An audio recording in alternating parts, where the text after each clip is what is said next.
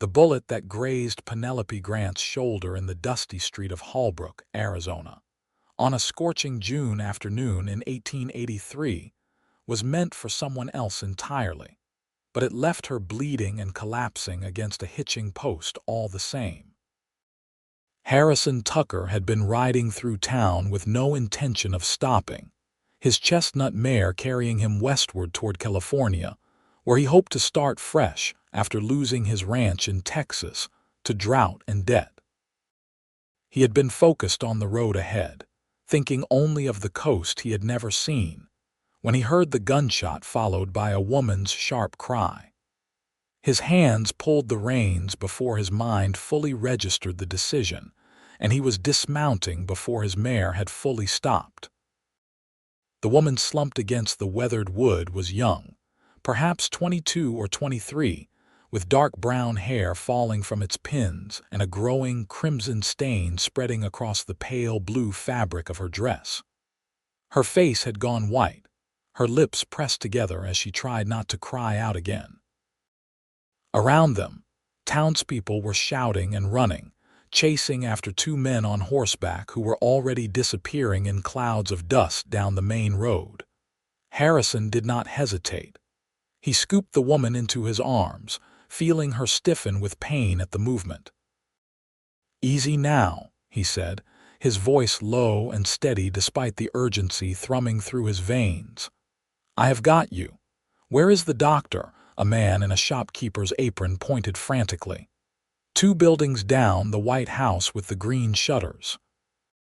Harrison carried her quickly, his boots thudding against the wooden boardwalk. The woman's eyes fluttered, struggling to stay focused. "I do not," she began, her voice thin with pain. "I do not even know you." "Name is Harrison Tucker, and we can handle proper introductions after someone tends to that shoulder." He shouldered through the door marked with a physician's sign, calling out loudly, "Doctor, need help here." An older man with silver hair and spectacles emerged from a back room, his sleeves already rolled to his elbows. "Put her on the table," he commanded, gesturing to a long wooden examination table covered with clean white cloth. "What happened?" "Shooting in the street. Bullet caught her shoulder." Harrison laid her down as gently as he could, but she still gasped, her hand instinctively reaching for the wound before the doctor caught her wrist. "Do not touch it, Miss Grant," the doctor said with practiced authority. He glanced at Harrison. "You can wait outside." "No." The word came from the woman on the table, surprisingly firm despite her pallor. "Please, I would rather not be alone." The doctor looked between them, then shrugged.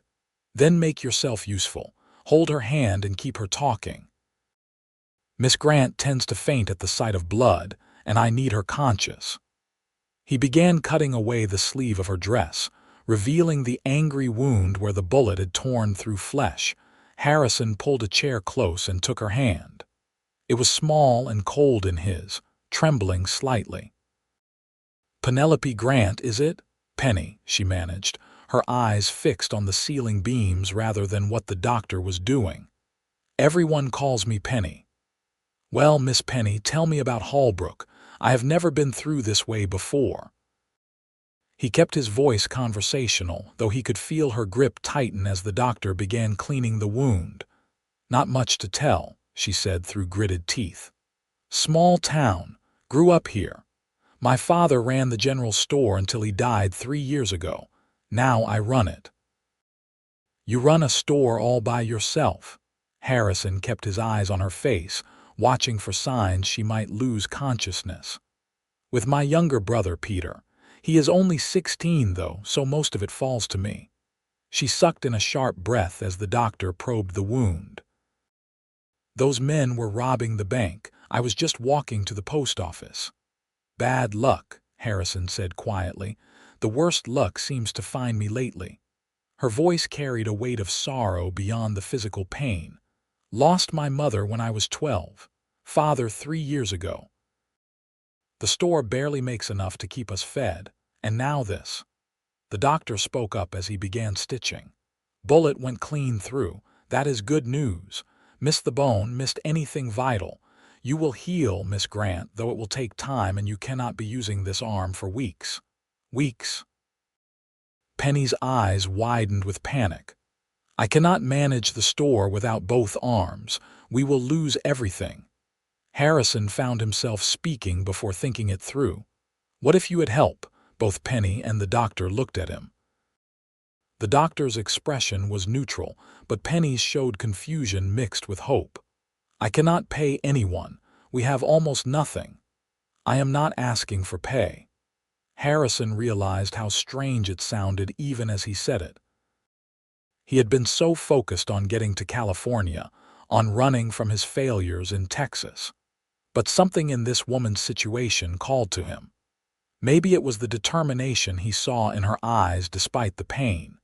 Maybe it was the loneliness he recognized, the weight of carrying too much alone.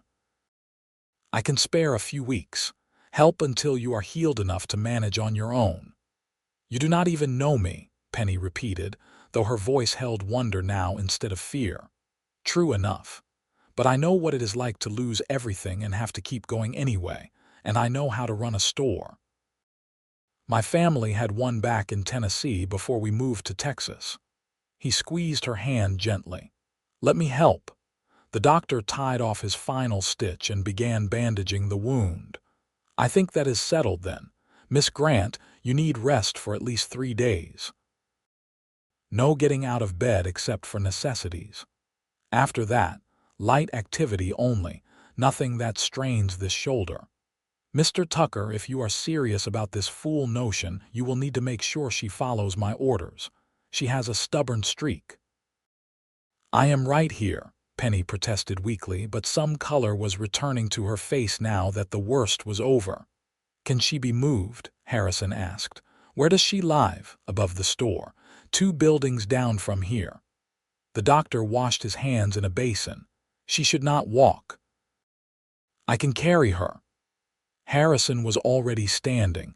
Penny opened her mouth to protest, then seemed to think better of it. The truth was clear in her exhausted eyes. She needed help, and pride would not put food on the table or keep her brother housed. All right, she said softly. Thank you. Harrison paid the doctor from his own dwindling funds, then lifted Penny carefully from the table. She weighed almost nothing, he thought, too thin for her frame. He wondered when she had last eaten a full meal. The walk to the store was short, and a young man with the same dark hair and delicate features as Penny was pacing frantically outside. Penny, he rushed forward. I heard what happened. Are you all right? I will be fine, Peter. This is Mr. Tucker. He is going to help us for a while, until I heal. She made the introduction sound natural, though Harrison could see the questions in her brother's eyes. The boy was smart enough not to ask them in the street. He led them through the store, which was indeed modest but clean and well organized, and up a narrow staircase to the rooms above. There were only 3. A small sitting room with a kitchen area, and 2 bedrooms barely bigger than closets. Harrison laid Penny on the bed in what was clearly her room, spare and neat with a few books on a shelf and a faded quilt. Rest now, he told her. I will talk with your brother about the store. She caught his hand before he could leave, her eyes searching his face. Why are you really doing this? He considered the question, looking for the truth in his own motivations. Because someone helped me once when they did not have to, and I never got the chance to pay it forward. Because you need help and I can give it. And maybe because I was so focused on running towards something new that I forgot sometimes you find what you need by standing still for a while. Penny's eyes glistened, but she blinked back tears. Thank you, Harrison Tucker. Just Harrison is fine. He smiled at her, then went to find Peter. The boy was in the store's back room, his young face tight with worry. Is she really going to be all right? The doctor thinks so. But she needs time to heal, which means the store needs to keep running without her. Harrison looked around at the inventory, the accounts ledger open on a small desk. Can you show me how things work around here? Peter nodded slowly. "Are you really staying to help? You do not know us. What if we cannot ever pay you back?" "I do not need paying back. I just need something useful to do for a few weeks." Harrison met the boy's eyes steadily. "Your sister was hurt badly today, and she has been hurting in other ways for a while, I think. Let me help. When she is better, I will move on and you will never see me again." Something in Peter's expression shifted, a guardedness relaxing slightly. "She has been working herself half to death since Pa died. I try to help, but I am not as good with numbers, and some of the men who come in do not take me serious because I am young. Then we will work together. You know the customers and the routine. I know business. Between us, we will keep things running until your sister is back on her feet." They shook hands on it, Peter's grip surprisingly firm for someone so young. Then he began showing Harrison the systems Penny had developed, the careful tracking of inventory and credit, the list of suppliers and the schedule of deliveries. It was clear she had a good head for business, but it was equally clear the margins were razor thin. One bad month could ruin them. That evening, Harrison made a simple stew from what he could find in their meager kitchen, while Peter minded the store until closing. He brought a bowl up to Penny, who was awake but groggy from the laudanum the doctor had provided for pain. "You cook too?" she asked with a faint smile as he helped her sit up enough to eat. "I have been on my own for a while now. You learn or you starve." He watched to make sure she ate, pleased when she finished most of the bowl. "Your brother showed me the books. You run a tight operation." "Tight because we have no choice." She leaned back against the pillows. "I keep thinking we will get ahead somehow, but something always happens. A slow month, a supplier raising prices, a customer who cannot pay their credit, and now this. Now this you do not have to face alone." Harrison took the empty bowl. "I will be here until you are healed. That is a promise." "Why does it feel like you are running from something?" The question was gentle, her eyes knowing despite the pain medication fogging her mind. He was quiet for a long moment. "Because I am. Lost my ranch in Texas. Lost my wife before that to fever. Been running west for weeks now, thinking the ocean might wash away the memories of failing at everything I tried." He had not meant to be so honest, but something about her made him want to be. "I am sorry about your wife. It has been 2 years. The grief is not as sharp anymore, but the feeling of failure still sits heavy." He stood, uncomfortable with his own vulnerability. "You need sleep. I will check on you later." "Harrison," her voice stopped him at the door. "Some detours are meant to become destinations. That is something my father used to say. Maybe you stopped here for a reason beyond just helping me." He looked back at her, this woman he had known for only hours, but who already seemed to see more of him than most people who had known him for years. "Maybe so. Sleep well, Penny." The next 3 days fell into a rhythm. Harrison rose early to open the store while Peter saw to Penny's needs. Mid-morning they would switch, and Harrison would bring Penny her meals, help her with the necessities she could not manage one-handed, and find himself talking with her for longer each time. She was intelligent and well-read despite limited schooling, teaching herself from books when she could afford them. She had opinions on everything from territorial politics to the best way to organize a stockroom, and Harrison found himself enjoying their conversations more than he had enjoyed anything in months. Peter proved a quick learner, and together they managed the store smoothly. Harrison even found ways to improve efficiency, reorganizing some displays and negotiating better terms with a supplier who came through town. The boy watched and learned, and Harrison saw potential there if someone took time to teach him properly. On the 4th day, Penny insisted on coming downstairs. She was pale and moved carefully, her arm in a sling, but her eyes were determined. "I cannot lie in bed another minute. I will go mad." Harrison wanted to argue but recognized the futility. You can sit behind the counter, nothing more. If you try to lift anything, I will carry you back upstairs myself. She rolled her eyes but smiled. You are worse than Dr. Phillips. Dr. Phillips is not the one who promised to keep you healthy.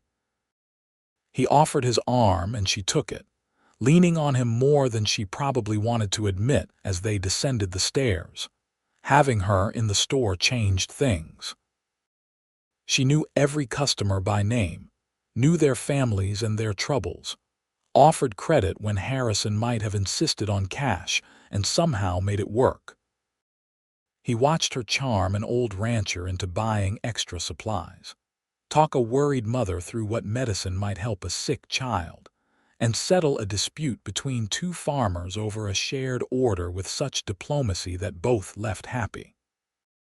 You are good at this, Harrison said during a quiet moment in the afternoon. It is all I know. She adjusted her sling, wincing slightly. My father taught me to care about people, not just their money. He said a store should be the heart of a community, not just a place to trade goods. He sounds like he was a good man. The best.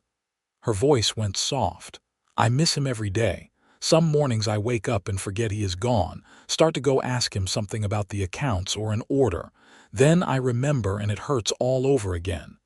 Harrison knew that pain intimately. Does it help running the store, keeping his legacy going? Some days. Other days it feels like I am drowning, trying to be as good as he was and failing. She looked at him directly. Is that why you are running? Because you feel like you failed? He should have deflected, changed the subject, but her honesty demanded his own. I failed my wife. Could not afford the medicine that might have saved her. Failed my ranch. Let it die because I could not make the land produce in a drought. Failed at everything I tried to build. Or maybe you were one man fighting circumstances beyond your control, and you are being too hard on yourself. Penny's good hand reached across the counter to touch his arm. Sometimes bad things happen and it is not anyone's fault. It is just life. And sometimes we make bad choices that lead to bad outcomes. And sometimes we need to forgive ourselves and try again. Her eyes held his, fierce despite her weakened state. You stopped to help me when you could have ridden on.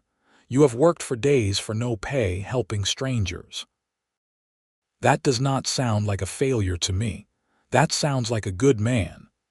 Before Harrison could respond, the bell above the door chimed and customers entered. But her words stayed with him through the rest of the day, settling somewhere deep in his chest where the weight of guilt had lived for so long. That evening, after Peter had gone to bed and Penny sat in the small sitting room too restless for sleep despite her exhaustion, Harrison made them tea and sat across from her in the dimly lit room. Tell me about your wife, Penny said quietly. What was her name? Sarah.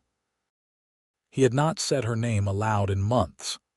We met in Tennessee, married young, followed my dreams to Texas to start a ranch. She hated it there, the isolation and the heat, but she never complained, just worked beside me trying to make it succeed. He paused, the memories sharp. When she got sick, the nearest doctor was 2 days away. By the time I got her there, it was too late. Fever took her in 3 days. I am so sorry, Harrison. I should have had money saved for emergencies, should have settled somewhere with better access to medicine. Should have listened when she said she was feeling poorly instead of thinking it would pass.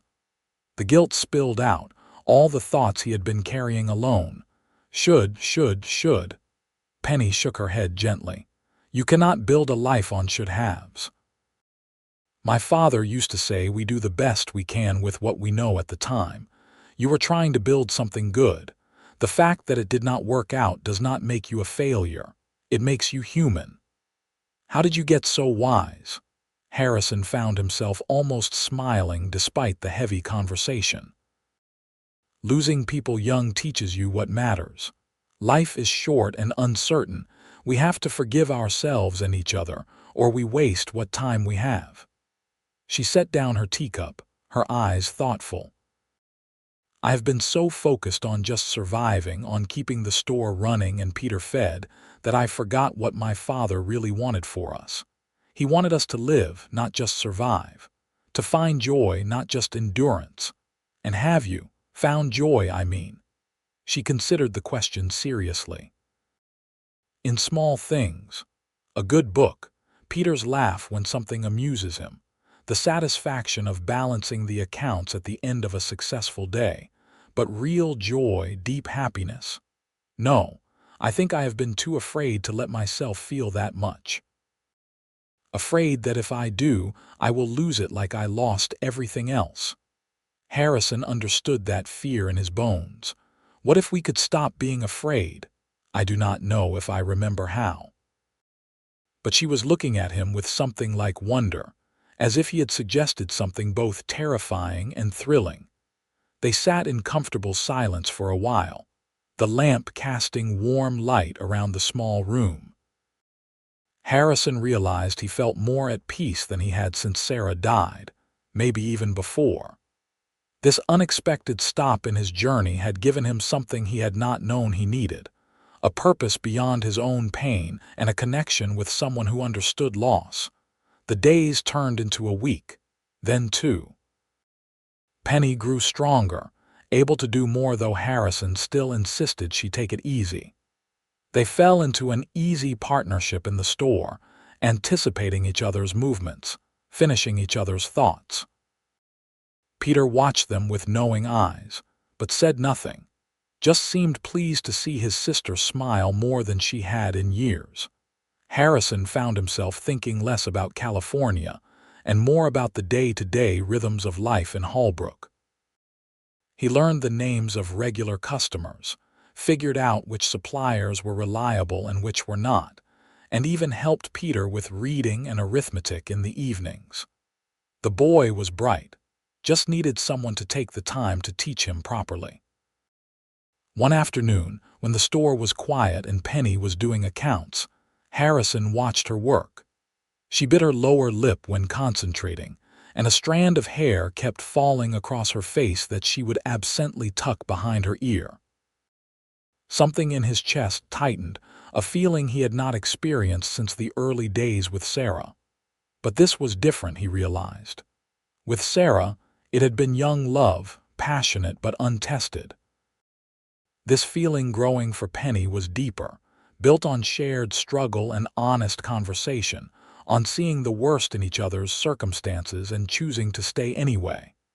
"You are staring," Penny said without looking up, but he could see the smile playing at her lips. "Just thinking." About California. There was something careful in her tone, as if the answer mattered more than she wanted to admit. "No, actually, I was thinking that I have not thought about California in days." He moved closer, leaning against the counter. "I was thinking that maybe I found what I was looking for without realizing I was looking for it." Now she did look up, her eyes searching his face. "And what was that?" "A place to stop running. A reason to stay still. Maybe people who need me as much as I need them." He reached across and gently tucked that wayward strand of hair behind her ear, his fingers lingering against her cheek. Penny's breath caught. "Harrison, you do not have to stay out of obligation. I am healing well. We can manage now." "I know you can. That is not why I want to stay." He took a breath, feeling like he was about to jump off a cliff. "I want to stay because when I am with you, I do not feel like a failure. I feel like a man who has something worth building. I want to stay because I care about what happens to you and Peter. Because I look forward to our conversations more than anything else in my day. Because somewhere in the last 2 weeks, this detour became somewhere I want to stay." Tears shone in Penny's eyes. "I feel the same way. I thought I had given up on feeling this way about anyone. Thought I would just run the store and raise Peter, and that would be enough of a life. But then you stayed when you could have left, and you made me remember what it feels like to have hope." Harrison came around the counter and gently pulled her to her feet, careful of her still healing shoulder. Penny Grant, I came to this town by accident and it turned out to be the best accident of my life. I do not want to go to California. I want to stay here if you will have me. Help with the store, help with Peter, and maybe, if you are willing, court you properly. Court me." She laughed, the sound bright with joy and disbelief. "We have been living in the same space for 2 weeks. I think we are past normal courting. Then let me say it plain. I am falling in love with you, Penny. I think I started falling the moment you told me not to leave you alone in the doctor's office. You are brave and kind and stronger than you know, and I want to be part of your life for as long as you will let me. Oh, Harrison." She reached up with her good hand to touch his face, her fingers gentle against his jaw. "I am falling in love with you too. I think that is what scared me. It felt too fast, too soon. But my father used to say that love does not follow a schedule.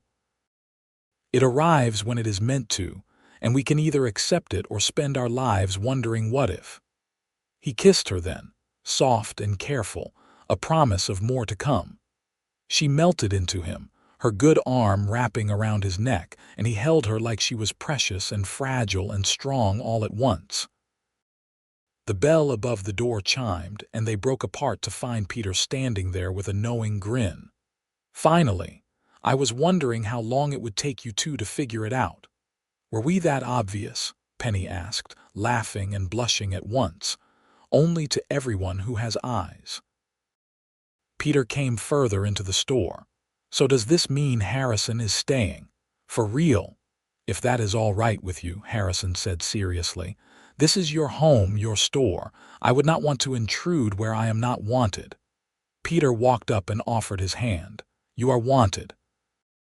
You have been good for my sister, good for the store, good for me. Besides, someone needs to teach me how to negotiate with suppliers the way you do." They shook hands, and Harrison felt another piece of his broken life click into place. He had thought he needed to run all the way to the ocean to find a new start, but here in this dusty Arizona town, in a struggling general store with a woman who saw past his failures to the man he could still be, he had found something better. He had found home. The next weeks were the happiest Harrison could remember. He officially moved into the small room off the store's back area that had been used for storage, cleaning it out and making it his own space. It was not much, but it was his, and more importantly, it was where he wanted to be. He and Penny established a rhythm of running the store together, their partnership so smooth that customers began commenting on it. Word spread that Miss Grant had a business partner now, and while some gossip fluttered about propriety, most people in town seemed to recognize that Harrison's presence had brought new stability to the store. He brought fresh ideas about inventory and marketing, while Penny's deep knowledge of the community and its needs kept them grounded and connected to their customers. Peter flourished under Harrison's mentorship, growing more confident in his abilities. Harrison taught him about bookkeeping, about reading people in negotiations, about the importance of integrity in business. The boy soaked it up like parched ground in rain, and Harrison felt a swell of pride watching him develop. Evenings were Harrison's favorite time.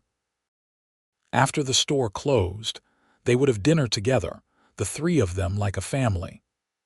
Then Peter would study or work on projects while Harrison and Penny would sit together, talking about everything and nothing. She told him about her childhood, about her mother's laughter and her father's patient teaching.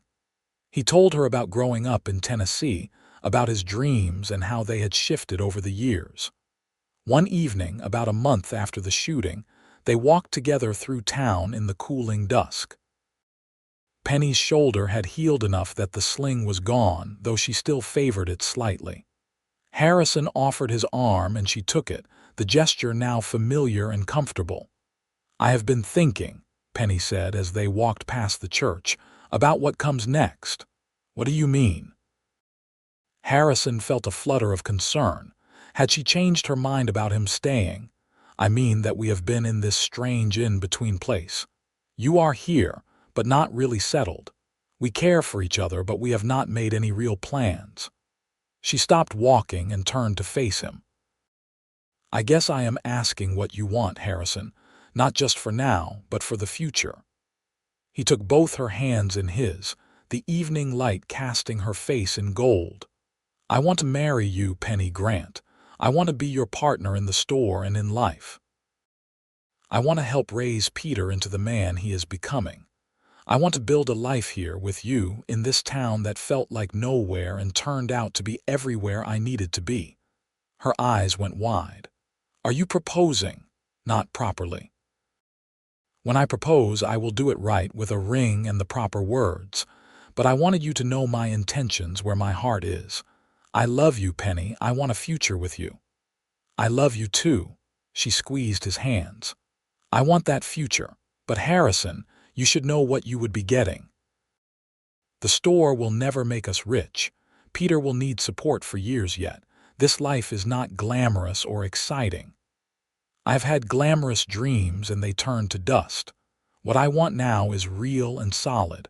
I want you and the store and this life we are building. That is enough. That is more than enough. That is everything." She kissed him there on the street, not caring who might see. When they broke apart, both of them were laughing with the sheer joy of it. True to his word, Harrison saved up for 2 months from his share of the store's profits, modest as they were, to buy a proper ring. It was a simple gold band with a small diamond, nothing extravagant, but when he saw it in the jeweler's case in the next town over, he knew it was right. He proposed on a Sunday evening in September, when the heat had finally broken and the air carried the first hint of autumn. He had arranged with Peter to take Penny on a picnic outside town, to a spot by a creek she had mentioned loving as a child. They sat on a blanket watching the water flow, eating the cold chicken and fresh bread Peter had helped Harrison prepare. "This was lovely," Penny said, leaning against him contentedly. "I needed this. The store has been so busy lately." "That is a good problem to have." Harrison had been pleased with how business had picked up. Word had spread about their fair prices and good service, drawing customers from surrounding areas. "Thanks to you. Your ideas for expanding our dry goods selection brought in so many new customers." "Our ideas. We are partners, remember." He pulled back slightly so he could see her face. "Actually, I was hoping we could make that partnership official in another way too." Penny's eyes widened as Harrison shifted to kneel on the blanket, pulling the ring from his pocket. "Penelope Grant, you gave me a reason to stop running and start living again. You showed me that failure is not the end of the story, just a chapter in a longer journey. I want to spend the rest of my life writing the next chapters with you. Will you marry me?" "Yes." The word came out breathless, joyful. "Yes, absolutely yes." She held out her hand, trembling slightly as he slipped the ring onto her finger. Then she pulled him back up to sitting, kissing him deeply. "I love you, Harrison Tucker. I cannot wait to be your wife." They were married in October, in the small church in Holbrook with most of the town attending. Penny wore a simple white dress she had sewn herself, and Harrison wore his best suit cleaned and pressed. Peter stood as his best man, bursting with pride. The ceremony was brief but heartfelt, and when the minister pronounced them husband and wife, Harrison felt like his life had finally begun again, not as a continuation of what had been before, but as something entirely new and better. They could not afford a honeymoon, but they closed the store for 3 days and spent the time fixing up the rooms above the store. Harrison officially moved from his back room into Penny's bedroom, which they repainted and furnished with a new bed frame Harrison built himself. It was modest, but it was theirs, and that made it perfect. Married life suited them both. The easy partnership they had developed over months only deepened. They worked side by side in the store, finishing each other's sentences, anticipating needs before they were spoken. At night, they would lie in bed talking about the day, making plans for the future, and learning each other in all the ways newlyweds do. Peter thrived under their joint guidance. At 17 now, he had grown into a capable young man, able to run the store on his own when needed. Harrison and Penny discussed his future often, agreeing they should support whatever path he chose, whether that was taking over the store eventually or pursuing some other dream. The store continued to grow steadily. By their first anniversary, they were profitable enough to hire part-time help, a young widow named Mrs. Chen who had come west with her late husband on the railroad. It gave Harrison and Penny more flexibility, more time to spend on the business side and on their life together. "I have been thinking," Penny said one evening as they closed up the store, "about expanding." "What kind of expanding?" Harrison was counting the day's receipts, pleased with the total. "The building next door is empty. Has been since the milliner moved to Flagstaff." "What if we bought it, opened up the wall between and doubled our floor space? We could expand into farming equipment, maybe some furniture, things people travel to bigger towns for now." Harrison looked up, seeing the excitement in her eyes. "That is a big step. Would take capital we do not have." "The bank might loan it to us. We have a solid record now, growing profits, and with both of us on the deed as married owners, they might see us as less risky." He came around the counter to pull her close. "Look at you, thinking like an empire builder." She laughed against his chest. "Not an empire, just a better life for us, for the family we might have someday." "Is that your way of telling me something?" He pulled back to search her face. "Not yet, but I hope someday. Do you want children, Harrison, with you?" "Yes, I want everything with you," he kissed her softly.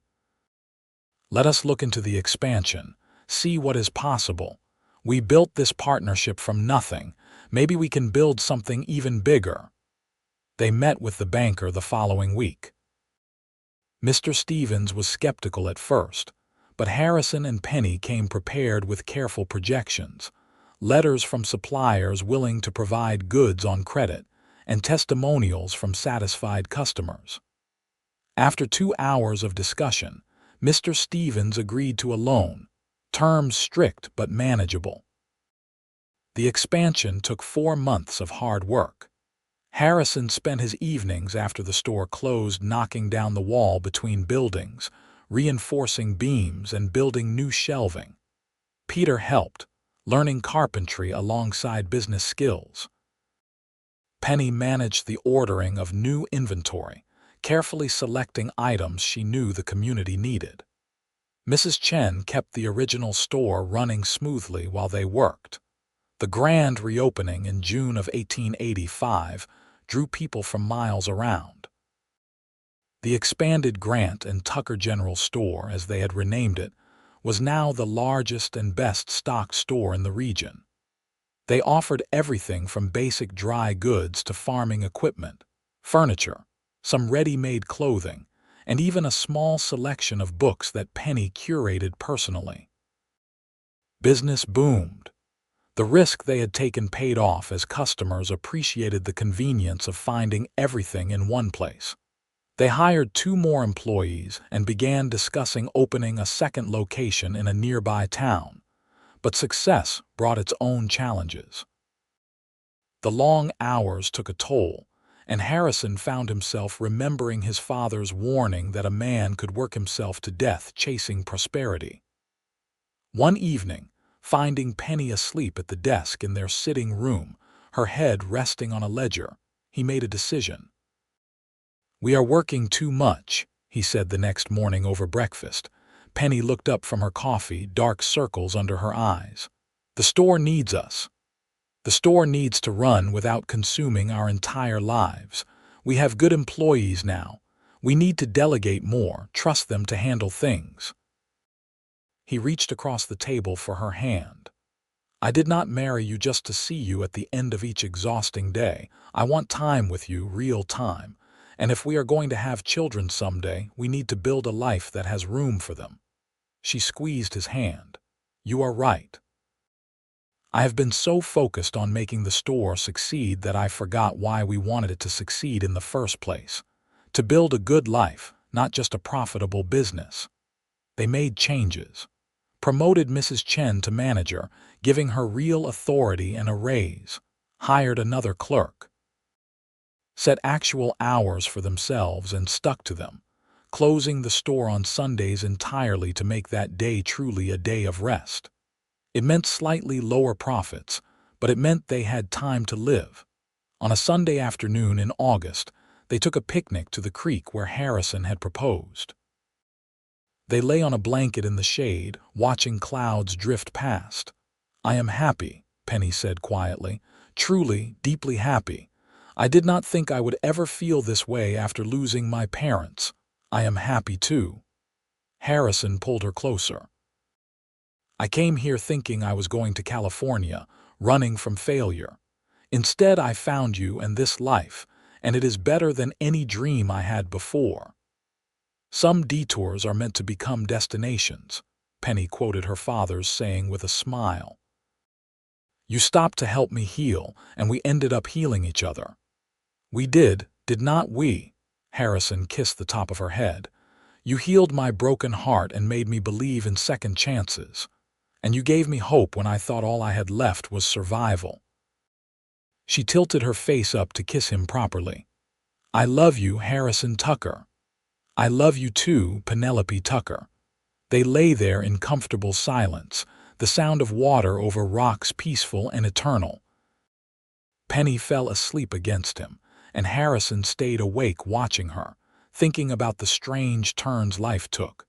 If someone had told him when he left Texas that a stray bullet in Arizona would lead to the love of his life, he never would have believed it.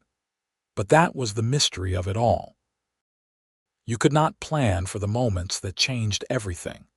You just had to be open enough to recognize them when they came. Fall brought news that changed their lives again. Penny, glowing with joy and nerves, told Harrison over dinner one evening that she was expecting a baby. Due in spring, the doctor thought. Harrison's response was to sweep her into his arms, spinning her around the kitchen until she laughed and begged him to stop. A baby, he kept saying. We are having a baby. Peter, now 18 and increasingly independent, was thrilled at the prospect of being an uncle.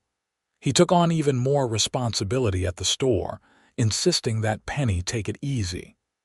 Mrs. Chen fussed over her like a mother hen.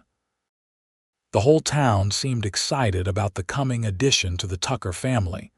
Pregnancy suited Penny. She bloomed with health, her earlier thinness filling out into curves, her face always lit with quiet joy.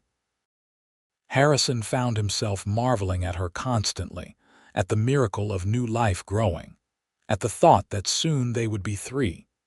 He prepared the smallest bedroom as a nursery, painting it cheerful yellow and building a cradle from oak wood, every joint carefully crafted to be safe and strong. Penny sewed tiny clothes and blankets, her face soft with dreams as she worked. Boy or girl, do you think? Harrison asked one evening, his hand on her swelling belly. I do not know. I will love them either way. She covered his hand with hers. What do you hope for? A healthy baby and a safe delivery. That is all that matters. He had not forgotten losing Sarah, the fear of losing someone he loved to childbirth, but he pushed that fear down, choosing hope instead. I am stronger than I look, Penny said, reading his thoughts as she often did. I will be fine. We will be fine. Winter was mild that year, which was good for business and for Penny's comfort. She worked in the store through January, refusing to be treated as fragile, but agreed to stay home in February as her time grew close. On a bright March morning in 1886, with the first wildflowers beginning to bloom on the hills around Holbrook, Penny went into labor. Harrison sent Peter running for Dr. Phillips while he stayed with his wife, holding her hand through the pains. wiping her forehead with cool cloths and trying to appear calmer than he felt. The labor was long, lasting through the day and into the night. Dr. Phillips remained calm and encouraging, but Harrison could see the strain on Penny's face and felt helpless to do anything but hold her hand and tell her he loved her. Finally, in the early hours of morning, a baby's cry filled the room. Dr. Phillips handed Harrison his son, tiny and red-faced and perfect. "You have a healthy boy, Mr. Tucker." Harrison looked down at the squalling infant in his arms, feeling his heart expand beyond what he thought possible. A son. He carried the baby to Penny, who looked exhausted but radiant. "We have a son." She reached up with trembling arms to take the baby, tears streaming down her face. "Hello, little one. We have been waiting for you." They named him Thomas Henry Tucker, after both their fathers. Tommy, they called him, and he became the center of their world. Harrison had thought he understood love before, but the fierce protective tenderness he felt for this tiny person was something entirely new. Penny recovered well from the birth, and by Tommy's second month, she was itching to return to the store at least part-time. They worked out a system where she would bring Tommy with her, keeping him in a basket behind the counter or in the back office. Customers loved seeing the baby, and Mrs. Chen was always happy to hold him when Penny needed her hands free. Life settled into a new rhythm, busier than before but filled with joy. Harrison would wake to Tommy's early morning cries, bringing him to Penny to nurse, while dawn broke outside their window. He would carry his son downstairs when the store opened, showing him off to customers, talking to him constantly even though Tommy was far too young to understand. Peter was a devoted uncle, always willing to watch the baby when needed. As Tommy grew from infant to toddler, the store continued to prosper. Harrison and Penny had found the balance between work and life, between ambition and contentment. They were not rich by any means, but they were comfortable, able to provide well for their family and even save a little. Tommy's first steps were in the store, toddling from Harrison to Penny across the wooden floor while customers applauded. His first word was "Pa," which made Harrison's eyes sting with happy tears. The boy was bright and curious, always into everything, and the customers adored him. On Tommy's second birthday, Penny told Harrison they were expecting again. This time a daughter, born in winter, who they named Clara Rose after Penny's mother. She had Penny's dark hair and Harrison's blue eyes, and from the moment she arrived, Tommy was devoted to his little sister. Peter, now 20, had been courting a schoolteacher named Alice Miller, and in the spring of 1888 they married. Harrison and Penny gave them a generous gift of money toward their own home, and Peter transitioned from working in the store to starting his own carpentry business. He had learned well from watching Harrison, and there was demand for skilled woodwork in the growing town. "Looks like everyone gets their happy ending," Peter said at his wedding reception, raising a glass to Harrison and Penny. "Not an ending," Harrison corrected with a smile. "Happy beginnings that keep going." The years flowed by like the creek where Harrison had proposed, sometimes fast and turbulent, sometimes slow and peaceful, but always moving forward. Tommy and Clara grew into bright, lively children. The store remained the heart of their life, but no longer consumed it entirely. Harrison made sure to take time for family picnics, for reading stories at bedtime, for teaching his son to ride and his daughter to read. In 1890, Penny found herself pregnant again, and this time they had twin boys, Samuel and Robert. The house above the store became too crowded, so they bought a larger home on the edge of town with a proper yard for the children to play in. They kept living quarters above the store for when they needed to work late, but the new house became their real home. 4 children, Harrison said one evening, watching them all play in the yard while he and Penny sat on the porch. When I was riding toward California, I never imagined this. Do you ever regret not making it to the ocean? Penny asked, though her tone suggested she knew the answer. Not for a single moment. I found something better than the ocean. I found a life worth living with you. He pulled her close. That bullet that hurt you ended up saving me. Strange how life works. Some detours are meant to become destinations. Penny repeated her father's wisdom again, the words that had proven so prophetic. You stopped your journey to help me heal, and we both ended up exactly where we were meant to be. As the sun set over Holbrook, Arizona, painting the sky in shades of gold and pink, Harrison Tucker reflected on the journey that had brought him here. He had lost a wife and a ranch, had been running from failure and grief.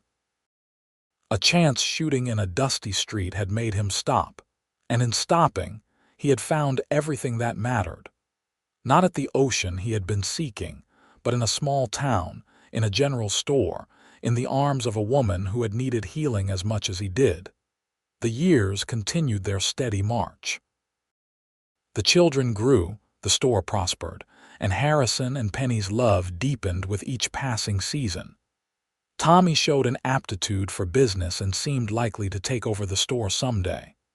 Clara was bookish like her mother, always reading, dreaming of becoming a teacher. The twins were still young, full of mischief and energy, keeping their parents young. In 1895, on their 10th wedding anniversary, Harrison took Penny back to the creek for a picnic, just the two of them. Mrs. Chen and Alice watched the children, insisting the couple needed time alone. 10 years, Penny said, leaning against Harrison on their blanket. It feels like both forever and no time at all. Best 10 years of my life. Harrison kissed her temple. You know, I still think about that day sometimes, how I almost just rode on through. What if I had not stopped? But you did stop. That is what matters. You chose to help someone who needed it, and that choice changed everything. She turned to look at him, her face showing the years but still beautiful to him. I was so broken when you found me, not just from the bullet, but from years of struggle and loss. You gave me hope again. You gave me purpose, a reason to stop running from my past and start building a future. He cupped her face gently. I love you more now than I did the day we married, and I will love you more tomorrow than I do today. She kissed him, the kiss of two people who knew each other completely, who had weathered storms together and built something lasting. When they broke apart, both of them were smiling. As they packed up to head home, Harrison looked around at the creek, the trees, the Arizona sky. This was not the destination he had planned when he left Texas all those years ago.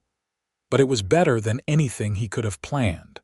It was real and solid and full of love. They walked back to town hand in hand, talking about the children, about the store, about their dreams for the years ahead. They talked about maybe traveling someday, showing the kids the ocean Harrison had once sought. But there was no urgency to it. They had everything they needed right here. That evening, with all 4 children bathed and in bed, Harrison and Penny sat on their porch watching the stars emerge. The sounds of Holbrook settling in for the night drifted on the breeze. Distant laughter, a dog barking, the creak of wagons returning late from the fields. Happy? Harrison asked, though he knew the answer. Happier than I ever imagined possible, Penny replied, squeezing his hand. We built a good life, you and I. We did, and we will keep building it day by day, year by year. Inside, one of the twins called out in his sleep, and Penny rose to check on him. Harrison watched her go, this woman who had given him everything, and felt a profound gratitude for the accident of geography and timing that had brought them together. The years ahead would bring their own challenges and joys. Children would grow and leave and maybe return with families of their own. The store would evolve, the town would change, and Harrison and Penny would age together, their love the constant in a shifting world. But tonight, in this moment, everything was exactly as it should be. Harrison Tucker, who had once been a man running from failure, was now a man rich in everything that mattered. Not because he had reached the destination he originally sought, but because he had been wise enough to stop when fate called him to. As Penny returned and settled back beside him, Harrison thought once more about the words that had guided them. Some detours are meant to become destinations. He had stopped his journey to help her heal, never imagining that in helping her, he would heal himself. The children grew rapidly, each developing distinct personalities that kept Harrison and Penny constantly engaged and frequently exhausted. Tommy, at 13, was serious and responsible, already learning the intricacies of business management from his father.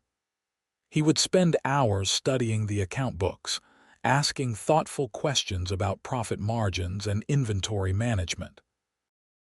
Harrison saw himself in the boy, but without the desperation that had driven his own younger self. Tommy had the luxury of security, of knowing where his next meal would come from, and it showed in his steady confidence. Clara, at 11, lived up to her bookish nature.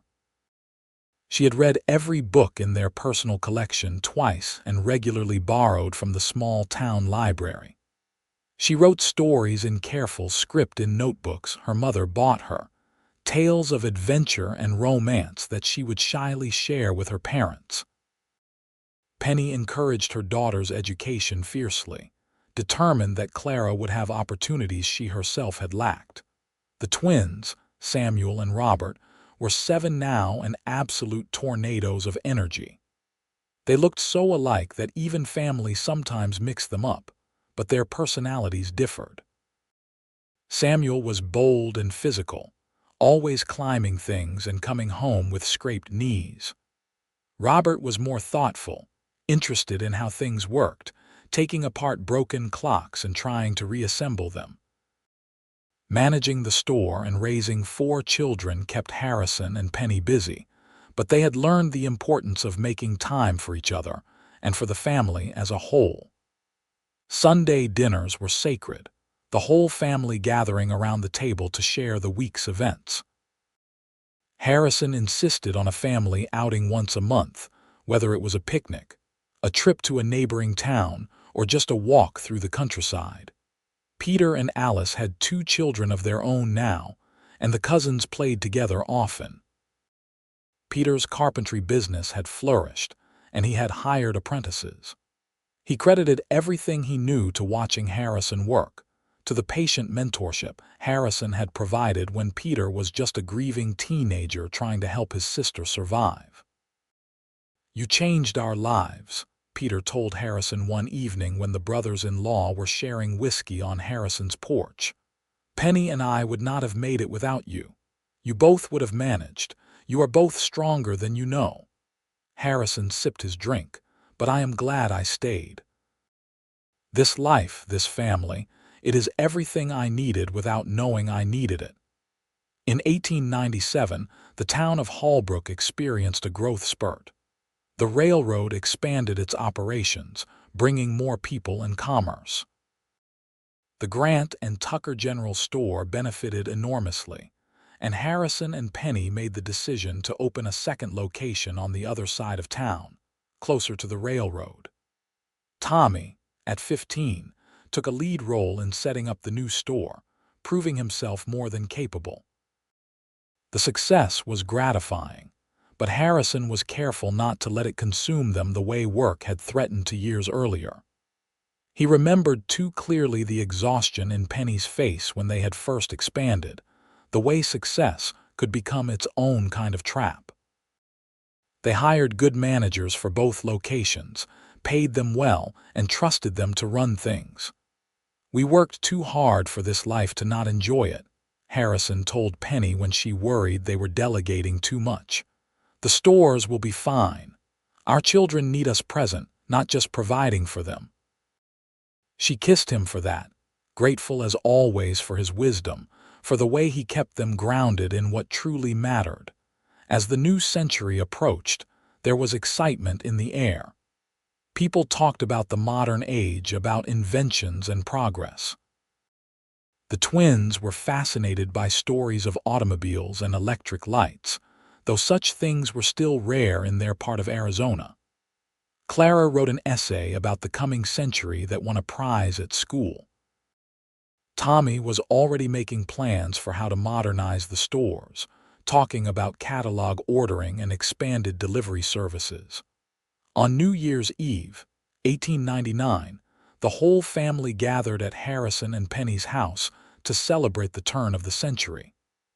Peter and Alice came with their children, Mrs. Chen stopped by with her grown son, and several other friends from town joined them. As midnight approached, they all counted down together, then cheered as the new century began. Harrison pulled Penny close as fireworks exploded outside, set off by enthusiastic townspeople. "A new century," he said. "Think of everything that might happen." "I am thinking of everything that already has," Penny replied, looking around at their children, their friends, the life they had built. "We came into this decade broken and struggling. We are leaving it whole and happy." "Here is to the next 100 years," Harrison toasted, raising his glass. "May they be as good as the last 17 have been." The children grew and time moved on in its relentless way. Tommy graduated from school and formally joined the business as a partner, bringing new energy and ideas.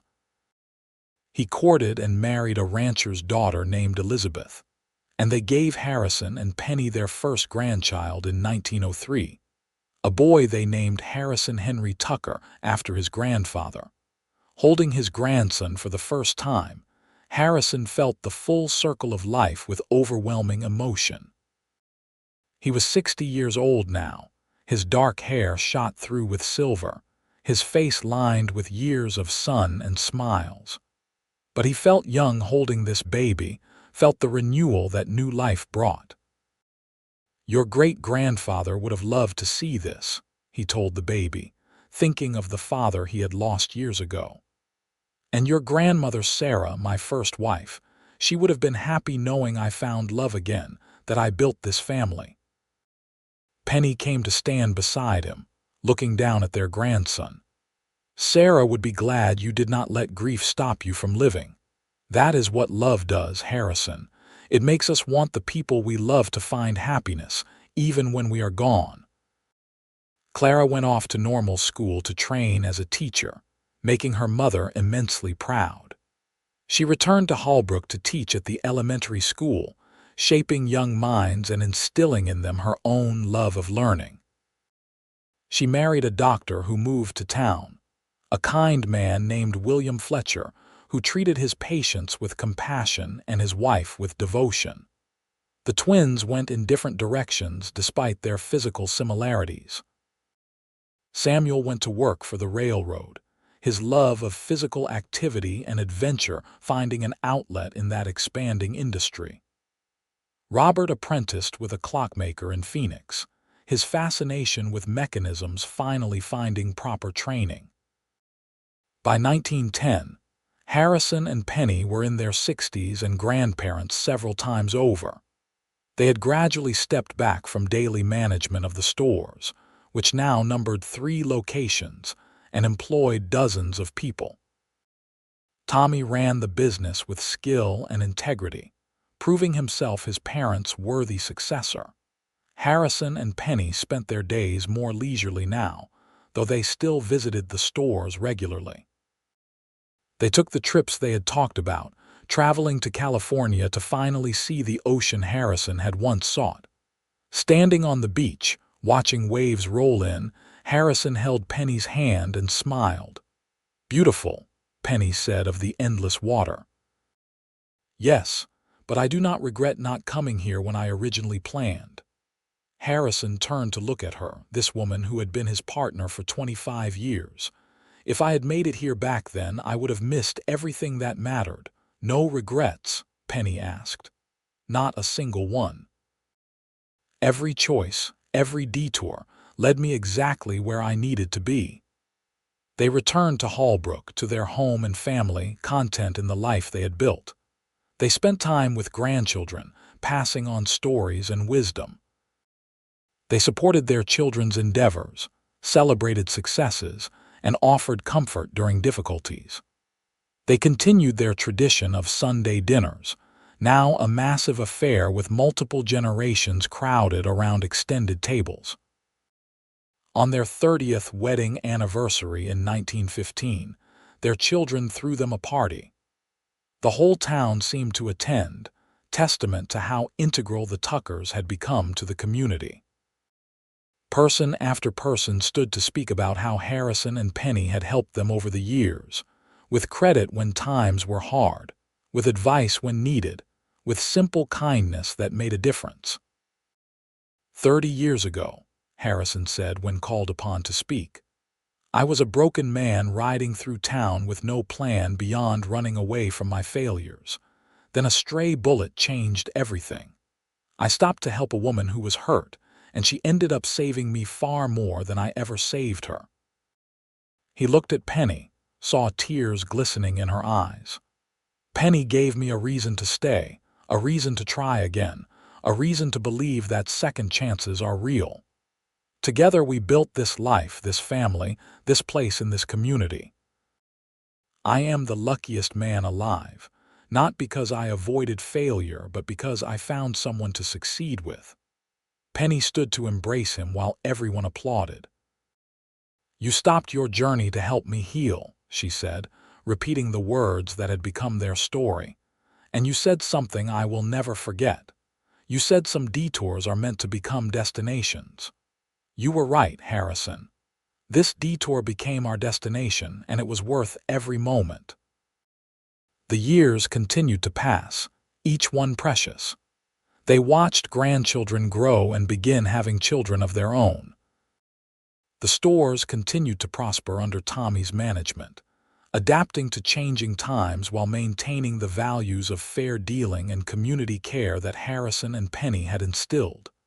Harrison and Penny grew old together, their hair white, their bodies slower, but their love as strong as ever. They still took their evening walks when weather permitted, still talked for hours about everything and nothing, still laughed at each other's jokes even when they had heard them dozens of times. In the spring of 1925, they celebrated their 40th anniversary quietly, just family, at the creek where so much of their story had unfolded. Their children and grandchildren surrounded them, 3 generations of the family they had started from nothing. Tell us the story again, one of the grandchildren begged, about how Grandpa stopped to help Grandma. Harrison and Penny exchanged glances, the silent communication of 2 people who had spent 4 decades together.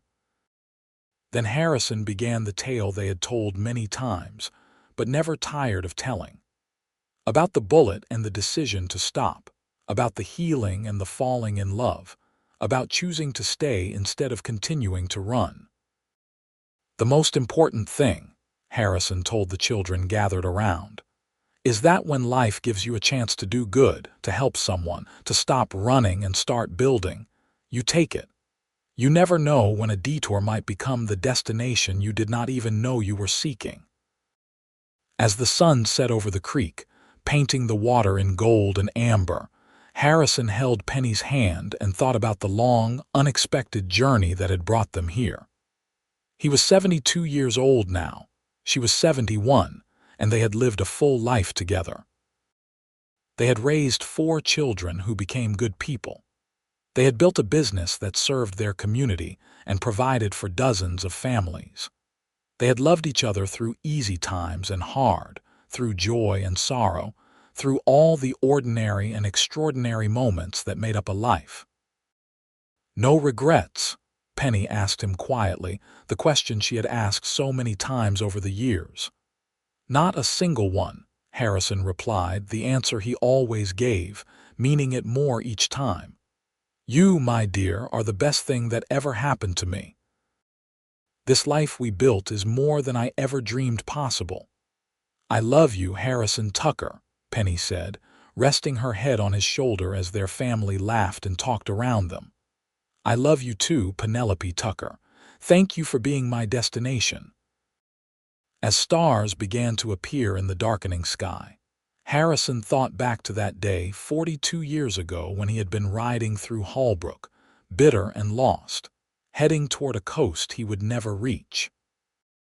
He thought about the gunshot that had changed everything, the decision to stop and help, the woman who had needed healing and had healed him in return.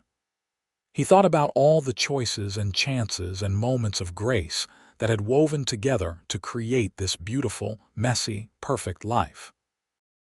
The detour had indeed become the destination, and standing here surrounded by the family they had created, the community they had served, and the love they had nurtured for 4 decades, Harrison Tucker knew with absolute certainty that he had ended up exactly where he was always meant to be. Their story continued beyond that evening by the creek, though the pace of their days slowed with age. Harrison and Penny moved into a smaller house on a quiet street, the big family home passed to Tommy and Elizabeth, whose own family had grown large. They spent their days in gentle routine. Breakfast together watching the sunrise, walks when Harrison's joints permitted, afternoons reading or receiving visits from the endless stream of children, grandchildren, and now great-grandchildren. The stores continued to evolve with the times, but the values remained constant. Tommy had proven himself not just his father's son in business acumen, but in character. He treated employees fairly, extended credit to those who needed it, and made the stores true community gathering places. The Tucker name was synonymous with integrity in Holbrook and throughout the region. Harrison's health began to decline in his mid-70s, his body finally showing the wear of years of hard work. But his mind remained sharp, and his heart remained full. Penny cared for him with the same fierce devotion she had shown in all things, refusing to let anyone suggest he should go to a hospital or sanatorium. "We started this journey together," she told their worried children. "We will finish it together, too." On a warm evening in June of 1930, 47 years after that fateful day when a bullet had brought them together, Harrison Tucker passed away peacefully in his sleep, Penny holding his hand. He was 77 years old and had lived to see his children successful, his grandchildren growing, and his great-grandchildren born. He died knowing he was loved and had loved well, that his life had mattered, that the detour he had taken so long ago had led to everything worthwhile. The funeral drew people from across Arizona and beyond. Former employees, customers who had become friends, business associates, and family filled the church to overflowing. Person after person spoke of Harrison's kindness, his integrity, his willingness to help anyone who needed it. But the most moving tribute came from Penny herself, standing strong despite her grief to speak about the man who had been her partner, her love, her everything for nearly half a century. Harrison Tucker was a man who understood that stopping to help someone was never really a detour, she said, her voice steady though tears streamed down her face. "He stopped his journey to help me heal 47 years ago, and in doing so, he found his true path. He taught our children and grandchildren that success is measured not in money, but in lives touched, in kindness extended, in love shared. He was the best man I have ever known, and I am grateful for every single day we had together." Penny lived another 8 years after Harrison's death, surrounded by family, still sharp and engaged with the world despite her advanced age. She never remarried, saying that she had already had the great love of her life and needed no other. She spent her final years writing down the family history, determined that future generations would know the story of how their family began, how a chance shooting and a cowboy's decision to stop and help had created this legacy. She passed away peacefully in her sleep in 1938 at the age of 84 and was buried beside Harrison in the Holbrook Cemetery. Their joint headstone read simply, "Harrison and Penelope Tucker. Some detours are meant to become destinations." The stores continued for generations, the Tucker family maintaining them as both business and community institution. The values Harrison and Penny had instilled, the importance of integrity and service and caring for others, passed down through the decades. Children and grandchildren and great-grandchildren grew up hearing the story of the cowboy who stopped to help and found his home, of the woman who was saved by chance and love. In the early 21st century, when someone finally wrote a full history of Holbrook, Arizona, the chapter on the Tucker family was one of the longest. It told the story of Harrison Tucker arriving in town in 1883, stopping to help a wounded woman, and building a legacy that lasted generations. It spoke of how a single moment of compassion and a decision to stop running had created ripples that spread across more than a century. But more than the business success or the community impact, the story that was told and retold in the Tucker family was the love story. How two broken people had found each other and made each other whole. How a man running from failure had found the courage to try again because a woman showed him that past mistakes did not define future possibilities. How what seemed like the worst luck, a bullet from a random shooting, had become the best luck, bringing together two souls meant to find each other. The creek where Harrison proposed remained a special place for the Tucker family. Generations brought their own loves there to propose, honoring the tradition. The original store building was eventually turned into a museum of local history, with an entire room dedicated to Harrison and Penny Tucker, displaying old photographs, artifacts, and the carefully preserved journals Penny had written in her later years. Those journals revealed the depth of their love story in Penny's own words, describing how Harrison had looked the first day, determined and kind as he carried her to the doctor. How his steady presence had made her feel safe when she had felt alone for so long. How falling in love with him had been like coming home to a place she had never been. And how every single day of their 47 years together had been a gift she never took for granted. In the end, the story of Harrison and Penelope Tucker was not just about the stores they built, or the family they raised, or the community they served, though all of that mattered. It was about two people who found each other at exactly the right moment, when both needed saving, and chose to save each other. It was about a cowboy who stopped his journey to help a woman heal, and discovered that sometimes stopping is the bravest thing you can do. It was about detours that become destinations, about second chances, about the redemptive power of love. Their story proved that failure is never final if you are willing to try again. That helping others helps yourself. That love can heal the deepest wounds if you let it. And that sometimes the life you are meant to live is not the one you planned, but the one that unfolds when you are brave enough to stop running and stay still. Harrison Tucker had set out for California in 1883, a broken man with nothing left to lose. He never made it to the ocean he sought. Instead, he found something infinitely better in a dusty Arizona town, in a general store, in the arms of a woman named Penny, who needed him as much as he needed her. And in that finding, in that staying, in that building of a life together, he discovered that home is not a place you travel to, but something you create with the people you love. Some detours are indeed meant to become destinations, and the greatest journeys often begin the moment we stop running and decide to stay.